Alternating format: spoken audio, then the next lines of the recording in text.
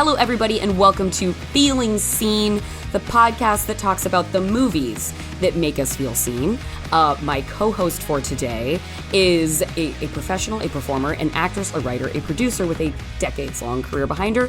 You might know her voice from programs such as Star Wars: The Clone Wars. You might know her whole physical self from movies such as Lake Placid or Dream a Little Dream. We're going multiple generational touch points here, people. Multiple generational touch points, and now a podcaster.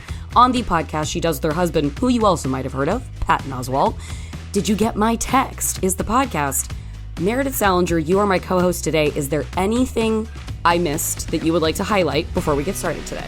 No, you got it. I mean, it's so funny when people are like, and podcaster. I think that's so hilarious. Like, that's an addition to like what you do. I never thought that would be something that I would be like labeled as. But the other day I saw an article and it was like, Meredith Salenger, actress, podcaster. I was like, what? Like, no, just actress who has a podcast. Like, okay, so no, that was actually something I wanted to ask you very specifically about, because obviously you've had a long career at this point, and then now there's this thing that gets tacked onto it. It's a part of your marriage. It's a part of your life. It's now a part of your professional resume. But how is that like weird? Accruing so many years of like experience and professional expertise and like honing your craft, and then it's suddenly like, and you're a podcaster because it's the 2020s. Like, what is that like, just showing up? That's so weird. I started acting when I was 10 years old. So like 1980, I was in the movie Annie, and then in 84, I did The Journey of Natty Gann, and you said, Dream a Little Dream, that's 88, and then I went, there's all these like different decades and different kind of eras of your life, like different incarnations of who you are. And when the pandemic hit and all of our shows got canceled or put on hiatus, or like all of Patton's stand-up shows, his whole tour got canceled. Like every weekend he had a show in a different city, and that whole tour got canceled, and it was just like, oh God, what are we gonna do? Like what are we gonna do? God. And I'm like, we should do a podcast, and he's like, no, we'll see.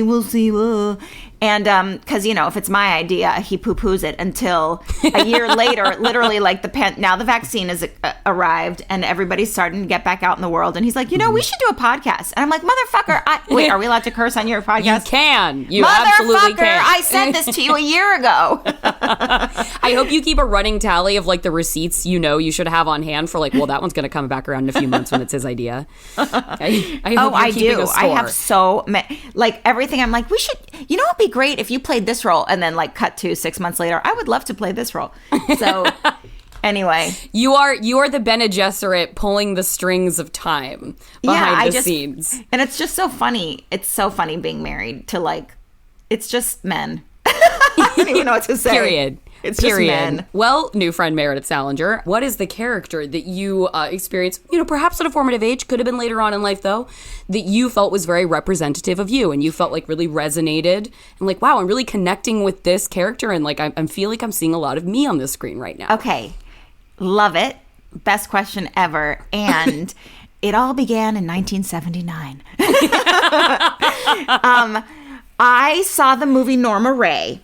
Okay. And Sally Field in Norma Ray plays Norma Ray, a single mom, and she's working in a factory, and there are union people who come to organize the factory workers to form a union, and she's just like a regular mom who's like, you know what? This is right. We need to do this. Yeah. And she's like not just standing up for herself and the people she works with, but for the community, and realizing how important it is. So she helps unionize her workers, and she gets flack from the people above her, and she gets flack from her ex-husband. And she's a woman who's like finding her voice and standing up for herself and not backing down in the face of the male patriarchy, who's like giving her shit for trying to be smart and her own woman and make things better for everyone. And I feel very attuned to that kind of personality, like a little fighter, not to mention the fact that I've always thought Sally Field looks like me. I mean, I always felt like I look like her. Okay. And so I actually do see myself in her. I feel like we have a very similar personality type. And the whole reason I even wanted to be an actress was because I saw the movie Smokey and the Bandit when I was little. And I was like, that's what I want to do. I want to be her. I want to do that. That's my person. Like, she's like Frog. She's Frog. She's just, you want to stretch your legs, Frog? She's just like this cute runaway bride who hops in Burt Reynolds' Trans Am. Is it a Trans Am? I think that's what it is. A driving. Trans Am. It's a black Trans Am. And she's just cute and like, you know what? I don't want to be married. I want to start my own life. I want to be my own person. And and every role that she's played is this kind of, I am my own person. Don't tell me what to do. I have a loud mouth. I'm sticking up for myself. And I got to be honest, that's who I am. I'm a loud mouth. And I really do stand up for people. And I really do care about what's right. And I really am like very politically active. Of course, that stuff didn't start till later in life, but I was quite the loudmouth, don't mess with me kid when I was little. I was so glad watching Smokey and the Bandit again for this. I was so glad that you had presented Sally Field and you know, this character specifically, but also Sally Field generally. And it was one of the I went on a deep dive a couple years ago because I wrote a piece about Goldie Hawn and like sort of like top 10, like this is how you should like approach Goldie Hawn's filmography. And watching it, I was like, watching all these in a run, I'm like, why? How are we not talking about Goldie Hawn and her range and her dynamic presence all the time, even now? I love her so much. And I was getting the same thing from Sally Field when I was like, why are we not wait, guys, why don't we talk about Sally Field regularly? And this incredible filmography of just the comedic timing, the dramatic gravitas, the weight, the range. I mean, it was, I wanted to lead a Sally Field renaissance. Just getting done watching Smokey and the goddamn Bandit It's the best. It's one of my favorite movies of all time. It's the reason why I'm an actress. Yeah. And then of course, you know, I mean, there's so many roles. I mean, there's like Urban Cowboy, Deborah Winger in Urban Cowboy, and Shirley MacLaine in everything. And Shirley MacLaine, period. Shirley MacLaine, period. It's just, there's something about really strong, feisty women who are super cute, but so also cute. Hardcore. And so that was because famously super cute. You famously hottie. Like, you know, not to be a dick about it. I don't want to like reduce things, but like, getting into acting at such a young age and then seeing a representative character like, you know, Sally Field, Carrie Frog in Smokey and the Bandit. Totally. Was that kind of, that awareness of like, you know, embracing a femininity and a cuteness and feeling like that was something that was like, I like this, I celebrate this feels true to me.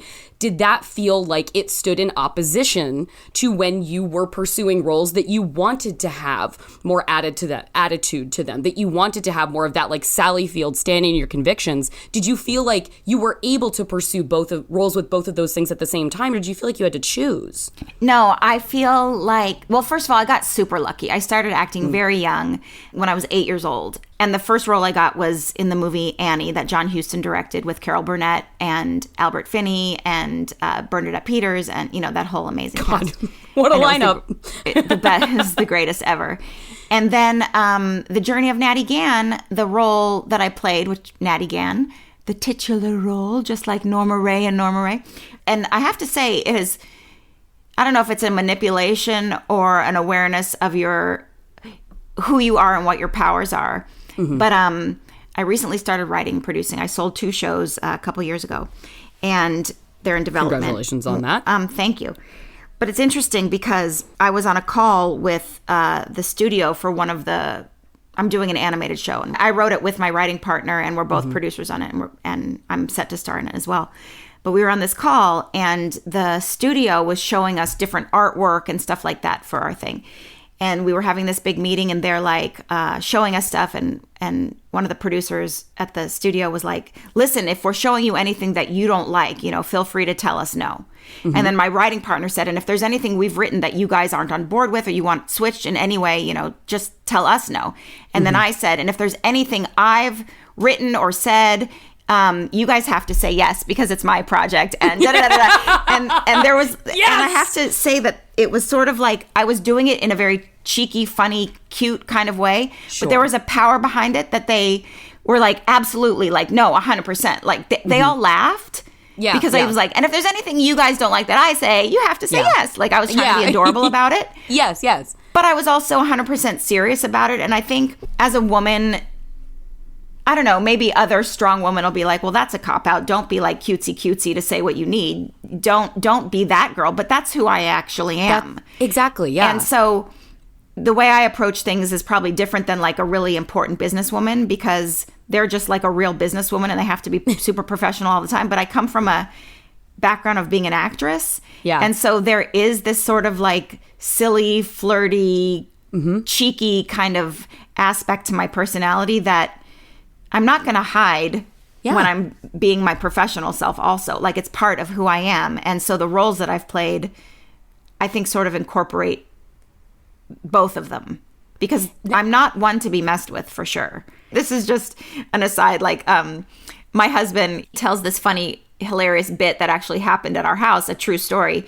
We were all home, my daughter Alice and myself and my husband, we were home, and the doorbell rings, and I kind of look at our security cameras to see who's at the doorbell, and no one's there.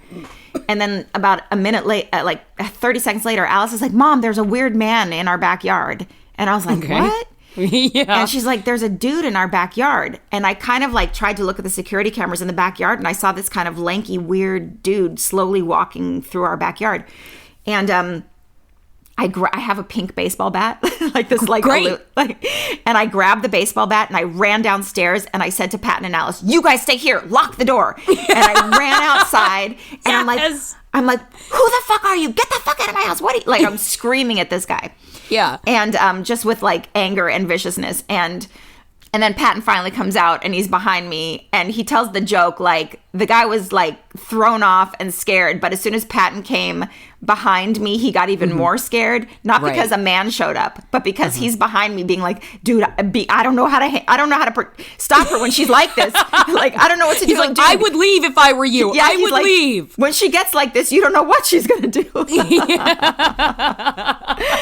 And he tells this joke because I'm like in a long flowing dress. Like, he's like, I had Manson girl energy coming off of me for the... but yeah, I mean, everyone handles their business in their way, and there's a fierceness to me that I find somehow in moments of stress and stuff like that.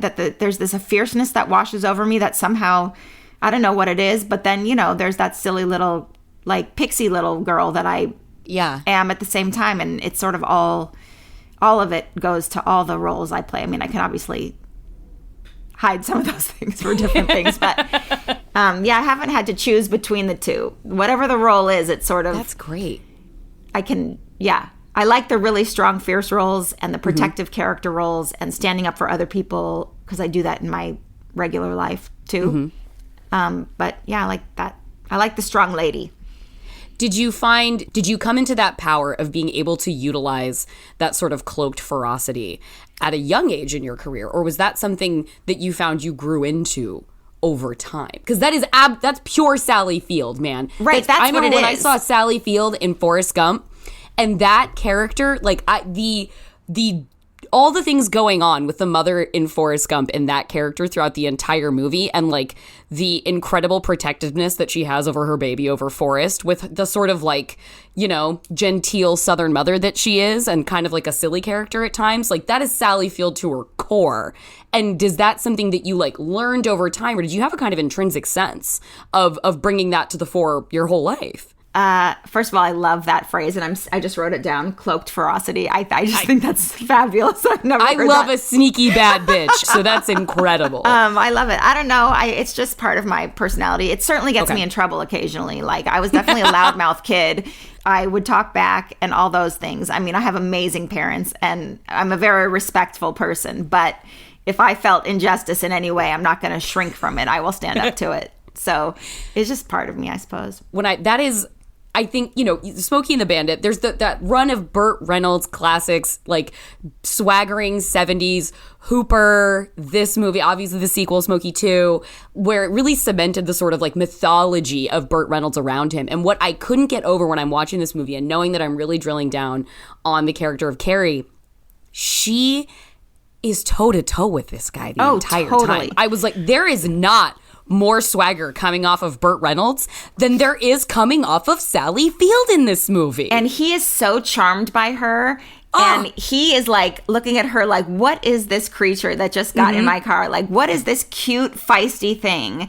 And by the way, Burt Reynolds, his smile and his laugh, the genuine, like his giggle, and when you watch him smile, when you watch him laugh and enjoy someone else, there's no smile or laugh more charming than Burt Reynolds. He is so just like adorably charming and sexy, and God, I loved Burt Reynolds so much. I have to believe that if you're looking at that being like, that's why I'm going to be an actress, I have to believe at least a little part of that is like, I'm going to be in a Trans Am with Burt Reynolds. You've got a great profile. Yeah, I do, don't I? Especially from the side. Well, at least we finally agree on something. Yeah? We both like half my face. There's this something about the 70s that is so authentically wonderful to me.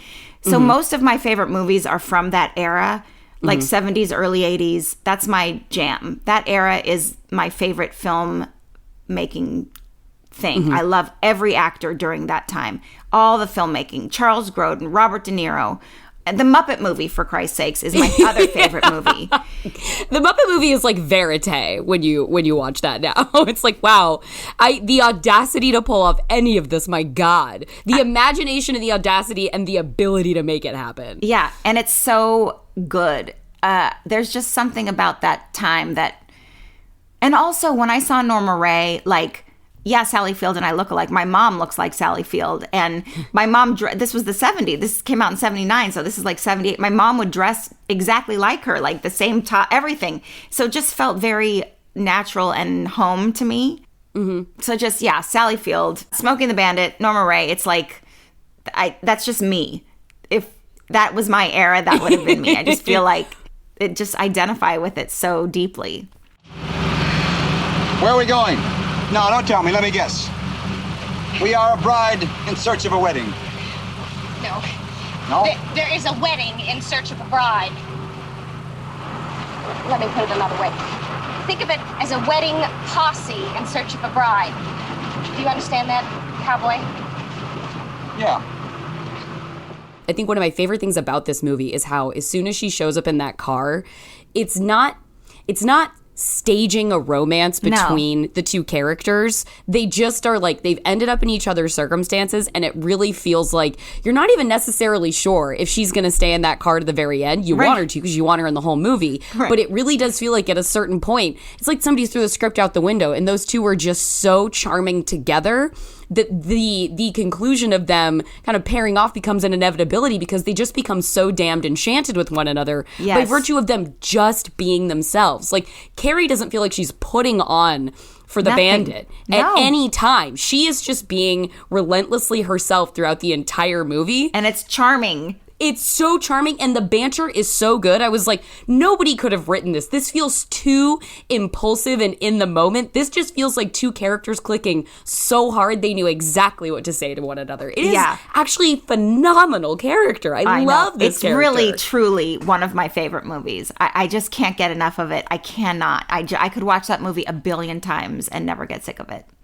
It really feels too like what I was really marinating in when it was happening was just the elegance of execution of it, where it's like it couldn't be simpler. It is truly like it is the Bandit and the Snowman. Oh God! And Jerry Reed, come on, come back! Incredible. And his dog, his Basset Hound. Cletus. It is Cletus. Yes, Cletus and the Snowman. They are just making a run. They are bombing from one location to another. They've got 14 hours to make a run to get booze, to get beer across the border back into Texas where they're not supposed to. It is the simplest premise ever. And it's just the elegance in the execution and the perfection in the execution is what makes this like this Burt Reynolds classic and this Sally Field classic. Yeah. And it was like a real testament to like, you know what? If you got a good idea, it doesn't need to be complicated. You just need to do it exactly right. Right. And you need to have the people who have the chemistry, because the chemistry amongst the three of them, Jerry, and even Jackie Gleason, my God, as the sheriff, Buford T. Justice. It's really one of my, I love it so much, but I love her so much. And I just need to do a mother-daughter dinner with her, a mother-daughter movie with her. I need to be in a movie with her. I feel like it has to happen. Well, I'm watching her in Smokey and the Bandit. She I was looking at the sort of like the timeline. It's like, okay, this is 10 years after The Flying Nun. This is 20 years after Gidget. I mean, and now we have her as a runaway bride. Yeah. Who she meets Burt Reynolds, literally jumping into his car, throwing off a wedding dress, being like, I thought he was the right idea, but then I realized this was crazy and I don't want to get married to him. And the first thing Burt Reynolds, one of the first things he said to her is like, I'm not looking for a marriage. And she's like, great, neither am I. Yeah. Sorry, I don't want to get married. Terrific. That makes 2 of us. And she's just it's flirtation by virtue of them just being so clever with one another, but it doesn't ever feel anything near the realm of forced. And then we have her as the instigator of intimacy between the two of them. You have sexual magnetism radiating off the screen from Burt Reynolds, but you have the two of them he's ostensibly not trying to cross the line on the other side of the seat the entire movie until he's like, I only take off my hat for one thing, and she's like, take off that hat if you want to. I know. Don't you ever take that hat off for anything? Sure. I took it off for one thing, and one thing only. Oh.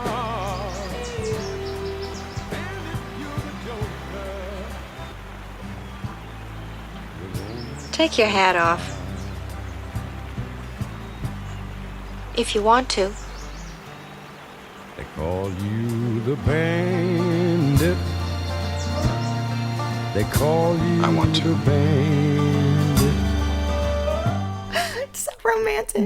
This character is sneakily I'm watching this again, and now I want to go tell everybody about how good Sally Field is in Smokey. Hey, you guys, this movie came out in 1977. You heard of Smokey and the Bandit? You guys know how good Sally Field is in Smokey and the Bandit? Oh, she's so good. She's so good. Did it feel like you said, you're a big fan of movies that came out in the 70s? You enjoy sort of the attitude, the tone, the sort of specificity, it seems of humanity then. Did you feel like the character that she's playing in this, was that of a piece of other heroines you were seeing at the time that you felt were really special to you, or felt kind of aspirational or resonant? Or did you feel like she was something unique even compared to what you were enjoying in that era of movies when you were watching them when you were a little kid? Well, honestly, I mean, I think that was sort of the movies that I'm drawn to. I mean, even Star Wars, you've got Princess Leia, and she is the same way. She's got this cheeky attitude. She's cute, but she's fierce, and she's a self-rescuing princess. There's none of, there's no, the movies that I like, those, I understand why so many women talk about representation, whether it's of color or race or whatever, but sexuality, whatever. When you see someone that you resonate with, it fills your soul. You see yourself in them, and you feel more empowered to be the way you are if you like that quality. I mean, if you see a quality you don't like, I imagine you'd be like, oh, fuck, I should probably change that. Oh, that ain't close to home. I'm like, oh, yeah. But no, all the movies I saw, but I think Norma Rae was the first more serious film that, I mean, then, there's movies like Mask where Cher and her passion for her son and the acceptance that she has for him in that movie. And, I watch her just being tough like that and being a biker, from a biker family and that kind of thing. I mean, all the roles of all these women at that time were the ones that spoke to me the most. It's time for a quick break, but when we come back, we'll have more with Meredith Salenger. Plus, I will have one quick thing before we go about the movie on the tip of everyone's tongue, Back to the Beach, starring Frankie Avalon and Annette Funicello.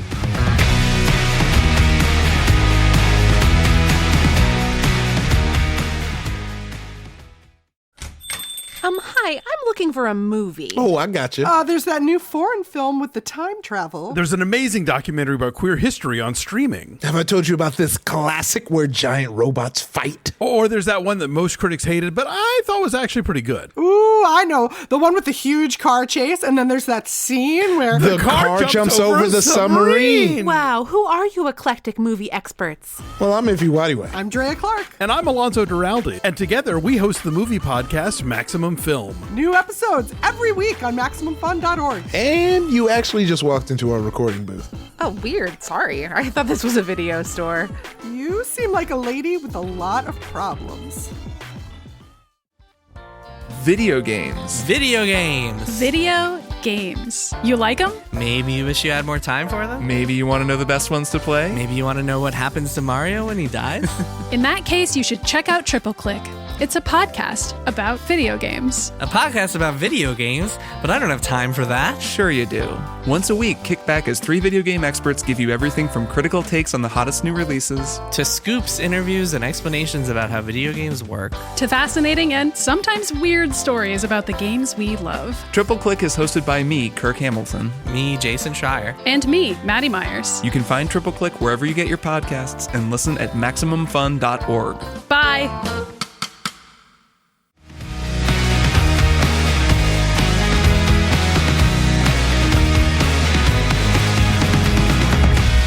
Welcome back to Feeling Seen. Today my co-host is primarily an actor, but in recent years, she's also taken on the role of producer and writer, and yes, we are colleagues, because she's also a podcaster. I'm back with Meredith Salenger, where we have been talking about Sally Field in Smokey and the Bandit, along with a whole catalog of strong and determined women from the films of the late 1970s and early 1980s. So let's get right back into it.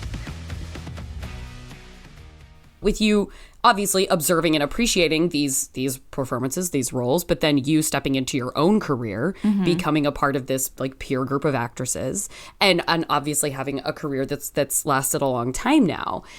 These roles being so impactful around, like, you know, that coterie of icons we have talked about so far. It's interesting, like, there's an adventurousness and a sort of like lawlessness and freedom to the spirit of cinema in the 70s. Yes, and I think exactly. In the 90s as well, we have this kind of incredibly, and I've mentioned even on this podcast before, listeners will be like, stop talking about this, but sort of a freedom in queer cinema to be inventive and explosive with like the NQC, the nuclear cinema movement. And black cinema was really having a renaissance in that era. And independent cinema was thriving. It was sort of like the Sundance Film Festival taking hold, and there actually being an independent cinema market. Do you feel now as a performer, as we see sort of these undulating waves of autonomy and freedom of independent spirit, and then going into sort of like homogenization and sort of plasticization of things like we see a lot in the 2000s. Where do you feel like we are now in sort of that undulation of like rebellion versus assimilation in terms of like what's available for you as an actor? That's such a fabulous question, but also observation. Like, you know, Chloe Zhao, who directed Nomadland with Frances McDormand, you know, I look at things like that, and she directed a film called The Rider, which was also incredible. But that kind of film, even Sean Baker, who did The Florida Project, there's all these films that, and you know, Willem Dafoe was in that, and really brought him back to like the core of humanity for something that he starred in. On that, it made you fall in love with Willem Dafoe. I mean, he's great in everything, but there's something so small in that movie that it's just so true and personal. I love seeing films like that. Like even, you know, I mean, there's some odd films too. Like, you know, Boots Riley did a movie called Sorry to Bother You. Absolutely. And, you know, that's also about unionizing and standing up for the workers. And there's so many good movies. When you look at, you can just be in awe of so many different filmmakers. You know, you can often get pulled away from the art because this is a business and people want to sell. Corporations want their movies to do well, and they feel like they need a big name to do that. And then you get these small films where you're just like, holy shit, these are the most gripping. I don't know. There's room for everything because there's so much creativity in the world, but I really do get drawn to the smaller, like that energy of the Chloe Zhao kind of film. Kind of feels like it brings me back to that same authenticity that the 70s kind of put into their films. So many great new voices, new artists, new directors. I'm overwhelmed with the creativity that's out there. It's inspiring, and it's also like, I want to do that. Well, yes, and that's what I wanted to ask you coming from that, which is, do you feel like your way of capitalizing in this moment is by, like, do you feel like you are being presented with material, perhaps as an actor, that you're like, I am seizing upon this moment in this sort of amazing surge of creativity and unique vision that is being allowed to flourish? Or do you feel like your most productive way in is creating for yourself in writing and producing? Like, are you getting brought to you the things you want to see to be a part of this? Or do you're like, I got to do it for my fucking self to get the parts that I want to see? Well, the last two things I've written for myself to star and write and produce, those things, and they're mid-development, so it hasn't happened yet. They're not out there. Right. You know, nothing is anything until it's actually out there. So it's always very scary. That's why I wanted to say congratulations now, because we should congratulate and celebrate those little markers and milestones, because even though it's not real till it's real, I want you to know that I think that's great and important. There's a comedian, I think her name is Sarah Schaefer. Incredible. She's incredible. She did a 3-minute video talking about the 3 steps to getting a film made.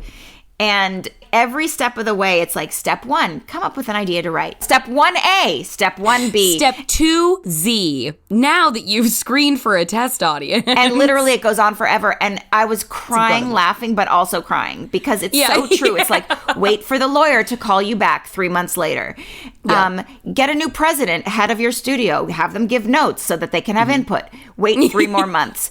Give them a new outline. Get a new president. Get a new lawyer. It's just, it's so See what Brent and Modesto thinks of your show. Yes. It's, to get anything made is such a long process. And of course, I never knew that, because I was never the writer, producer. Of course. I was only the actress. And what a gift and pleasure to just be the actor, because it's like done. It's ready to go. They're like, do you want to do this? Yes. Okay. Show up on set with your lines memorized. Yeah. You get there when it's happening. Yeah. So there's no stress other than, wanting to do your best performance and, work your hardest. There's really no stress on the actor's part of like, is this going to happen? Although, right. Then there's the other side. You get to star in a pilot. I mean, I can't tell you how many pilots I've starred in that didn't get made. I mean, we made the pilot, but they didn't get picked up. So you do all that work and you get the job and you do the pilot, and then it's like, oh, this isn't going. Or you do it and then it goes, and then it's like, oh, we only, 3 episodes were canceled. Whatever it is. It's just the fact that anything gets made is shocking. But it's a miracle. It's a miracle. Right now, God, I wish that, somebody would be like, okay, I have the Norma Ray script for you. Here you go. Right. Mm-hmm. But no, I haven't gotten that yet. And I'm looking for it. Trust me. I feel like I guess I'm going to have to write it. But I was going to say, so are you making your own, in Norma Ray in the existential sense? Well, I wish I could, but I'm doing 2 other projects that literally are all day long writing. And it's so much work just to do anything. The fact that I'm working on 2 at the same time is almost too much for my plate with everything else. But I do want that. I am looking for that one thing that's like, that is so gritty and gripping. And, my favorite kind of roles are just like dirty and poor. And I want that. I haven't found it. I'm maybe someone's like, you know what? I didn't even think about her. She's so badass. Let's give this to her. But, hopefully someone's writing it and hopefully I'll find it. And if not, I suppose I'll have to write it for myself, but that's hard to do. But I mean, I suppose it's up to me. I went to school with, my best guy friend at college was Matt Damon. And we met the first day of freshman year, and, he was just starting acting. I remember I had done a movie with River Phoenix, and that had just come out. And he was like, "Oh yeah, I auditioned for that movie." I'm like, "Yeah, sure, kid, like sure." And then he becomes this huge star, and so deservedly so. And was this actor. When you were at Harvard at the time? Yeah. Yes. So I'm 18. So this is 1988, freshman year. We meet. Yeah. He moved to Los Angeles and he was living on Melrose, and I used to go over his house every day, and he was writing Good Will Hunting. And I just remember being there with him and Ben, and they were just writing and working so hard. And I was like, this is the way you do it. You write the thing that you want to do. And he did it. And I was so proud of them. And, and I just kept thinking to myself, you got to do it for yourself. I mean, you look at all these people who do that, and fucking Norma Ray, Norma Ray. Yeah. And I think that's what you have to do, unless you're Julia Roberts and people are just handing things to you. I think you kind of have to, if you're not on that number one, like, this is the big star that's going to get the financing for this. If you're just an actor that people are like, oh, she's good, I like her, but no one's like going, I need you to do this to get this film made. You kind of have to do it for yourself. Unless, you know, someone's listening to this podcast and goes, fuck, I remember her. She's amazing. I want her in this. Listen, I'm here to have a good time. I'm here to hope listeners have a good time. I'm also here to facilitate career moves. If that is in any way in the offing, Jordan, I would if listen up, everybody. Like that after this, you'd be thanked at the Oscars, I promise you. Yay, listen, if this podcast can land me in an Emmys speech, I will say job well done. I would say that's the goal. Now, I only have time for a couple more things with you, but I was wondering, when did you decide to start being like, you're developing for producing now? Like, when did you decide that, like, and was there a catalyzing thing that made you think, like, it's time for me to, like, develop my career in this direction? Like, obviously you grew up with examples around you. You had Matt Damon and Ben Affleck writing their Academy Award-winning film, Good Will Hunting. So when were you like, all right, now's my time to go that direction? That was never my thought, ever. What happened was, about 10 years ago, I had come up with this idea for an animated show, which happens to be based on my life. It's funny. And I have a best friend. His name's Matt Bourne. He's an amazing writer. And the two of us were just like jokingly brainstorming, and we wrote this whole thing, and it's fabulous. It was just a creative endeavor that my friend and I were just being silly and together writing something. And I didn't really think to pursue it because I'm an actress and I don't really care. And that was just fun to do. I mean, I write poetry all day long, but I don't like try to publish it. Right. And then I got married to Patton, and I don't know if your listeners know our love story, but Patton's wife had passed away, and a year later, we ended up meeting over a group text thread on Facebook, and we ended up texting each other for 3 months, every single night, falling madly in love. And he has a little girl who's 8 years old, and I met her and I fell in love with her, and we got married very quickly because she lost her mother, and you don't just date, you know, you make a decision, like, there's a little girl involved in this. Do you date each other? Or like, he was my soulmate. I'd finally found the man of my, you know, just my soulmate, and she's my soulmate, honestly. And we have this beautiful love story, and my best friend Matt, who's also my writing partner, was like, this, everybody on Twitter is losing their marbles over this love story. I think we should make this into a show. And it was his idea. And so we sat together and we wrote this show, and I told my manager. She set up a few meetings, like a few places wanted it, and we pitched it, and literally within a week it got sold. I didn't even have a lawyer. I didn't even have, I was like, wait, what? Like, this was just for fun. Like, this is just like an adventure into like being creative people just for no reason. Like, let's just write it. That could be fun. And it sold in 3 seconds. Okay. And then I said to Matt, I was like, oh my God, that sold so quickly. Should we revisit that animated show from like years ago that we both sat down and wrote together? Yeah. And he's like, sure, why not? And literally it sold the next day. So there was no... Wow. Hollywood dream life, huh? Jordan, there was literally no thought like, I'm going to start doing this thing. It wasn't a thought. It was sort of just... We were just doing what we thought was interesting, and someone else thought so, and it just happened to be, I suppose, the right time. Like, I wasn't like, I'm going to write something for myself because I need a job. It wasn't that at all. It just was sort of like, let's just do this and see what happens.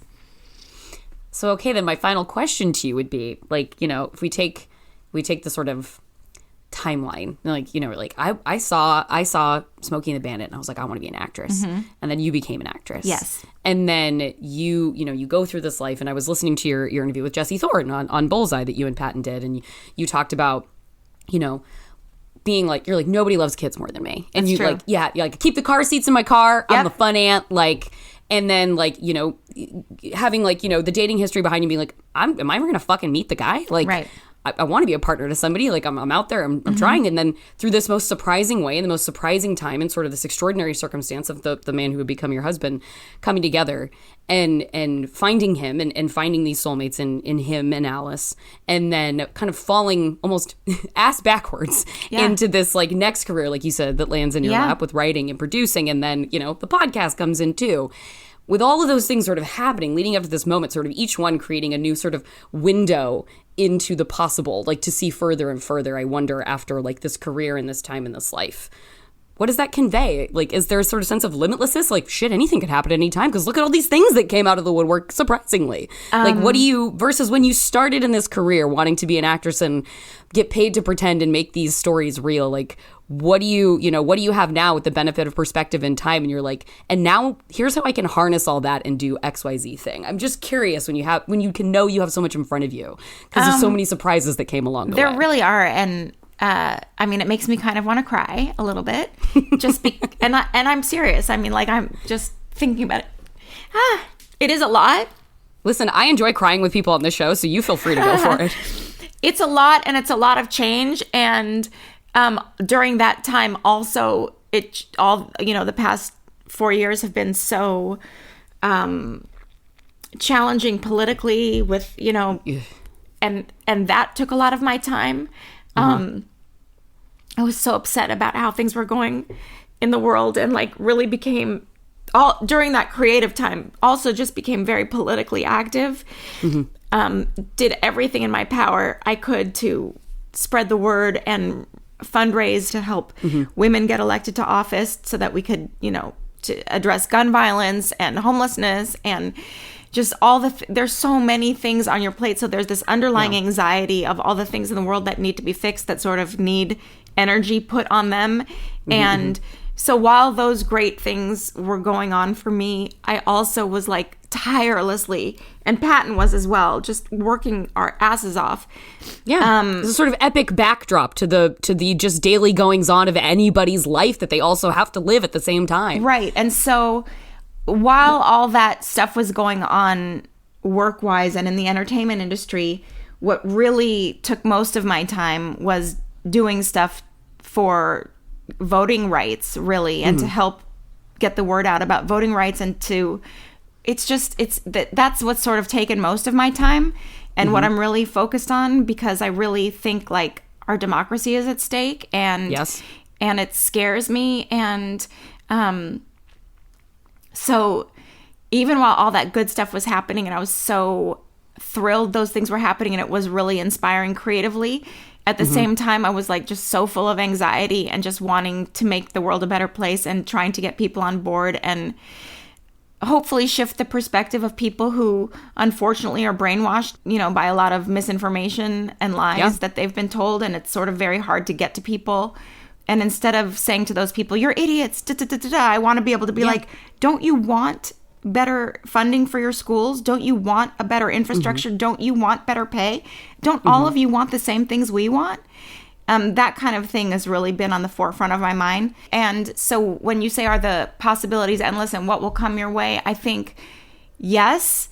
I'm operating, I think, from a place now of, those two successes happened for me as a writer-producer kind of thing, and I'd never had that before, so I feel a deeper sense of confidence in being the boss versus just being the hired help, and that's a different feeling, and sort of that kind of gave me confidence to reach out to people politically. It's hard enough when you're just an actress. People are like, you're just an actress, stick to acting.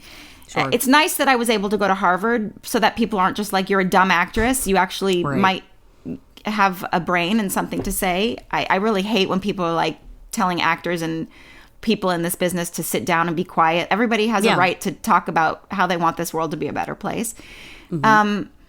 So yes, I think there is I do feel like there's a bigger stability and confidence that I'm operating from than I used to. But I do believe the possibilities are endless.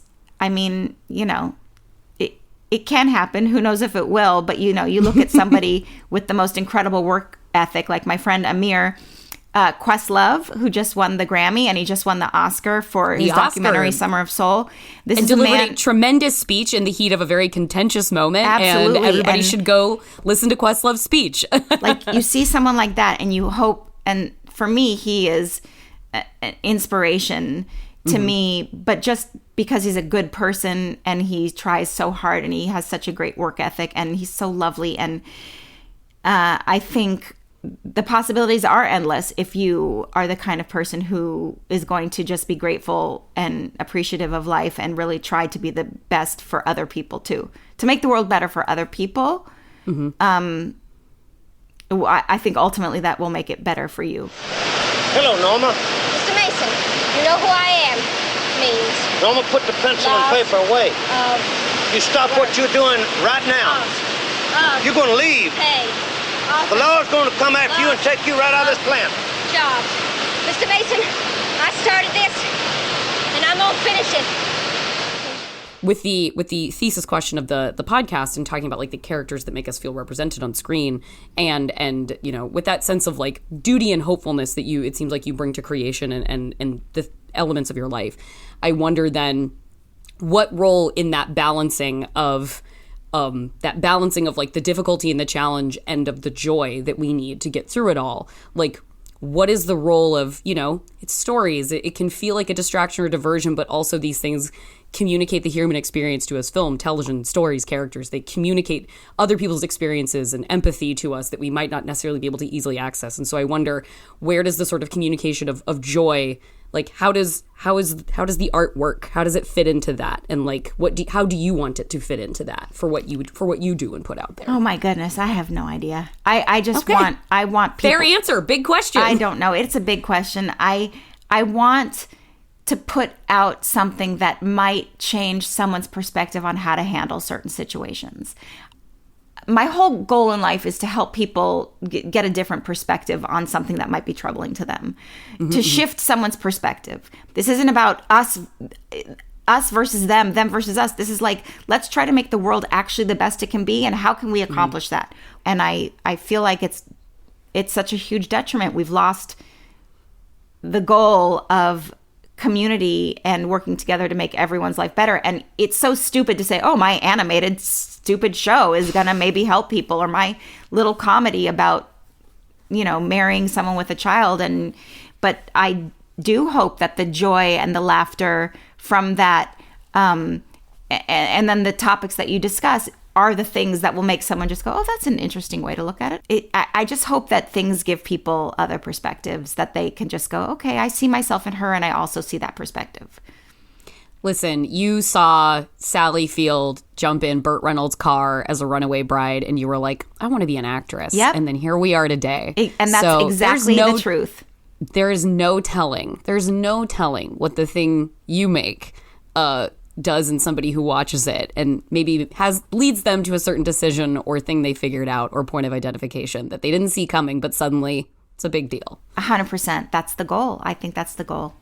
Well, Meredith, thank you again so much for going on this long journey with me today. Thank you. Really appreciate it. You have such insightful things to say, and I am not forgetting the cloaked ferocity that I now that will be my definition of who I am. I love it.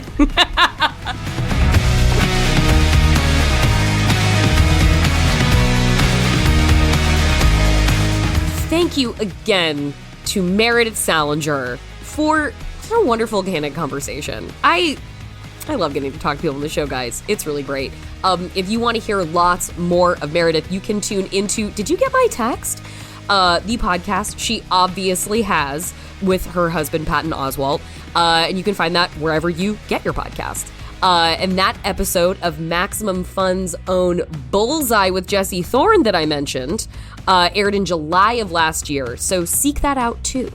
And now I have got that one quick thing before I go. You heard earlier, you heard Back to the Beach, and you were like, what in the hell is the reason for discussing the film Back to the Beach, starring Frankie Avalon and Annette Funicello? what are we doing with this 1987 piece of pop culture ephemera that is essentially, at its time, a reboot of the Frankie Annette Funicello teen beach romp movies? Like, classics in the way that, you know, I'm not saying like Beach Blanket Bingo is a classic that transcends, but I am saying it is a classic sort of motif of its era.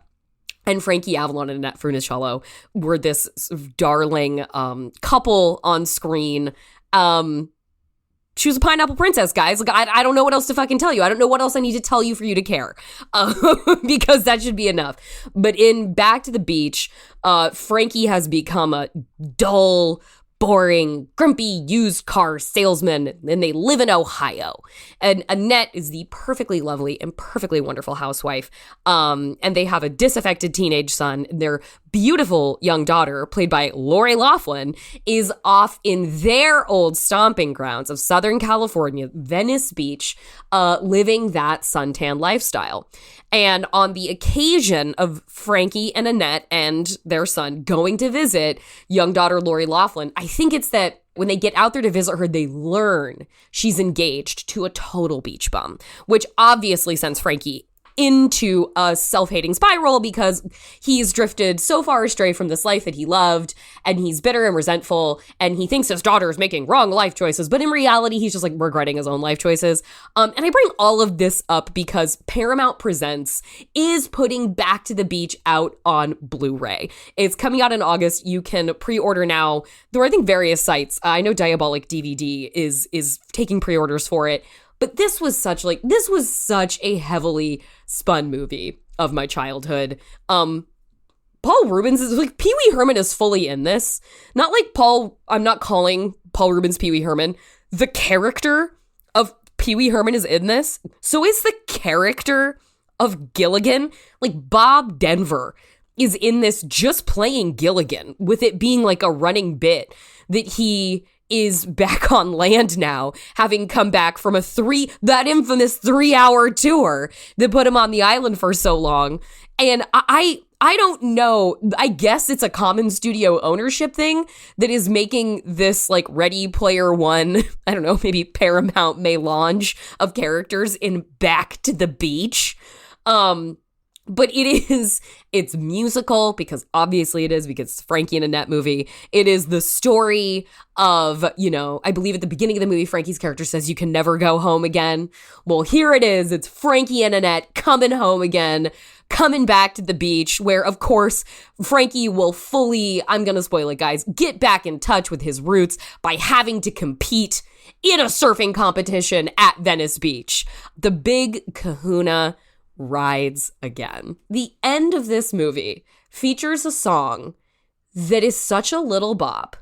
Every time I hear it, it makes me happy. It is Huey Lewis and the News style doo-wop ditty, with everybody in the cast up on the stage and down in the audience at this fun tiki bar singing together. It makes me nostalgic. It makes me sad happy.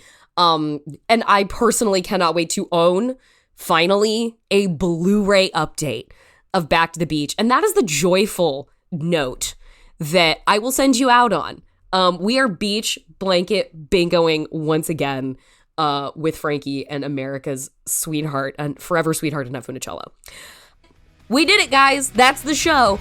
And you can follow us on Twitter at FeelingScenePod, or you can send us an email at feelingscene@maximumfun.org. If you want to follow me, I am Jorcrew on Twitter. Our theme music is by Andrew Epen. The show is produced by Marissa Flaxbart. Our senior producers are Kevin Ferguson and Laura Swisher, and this is a production of Maximum Fun.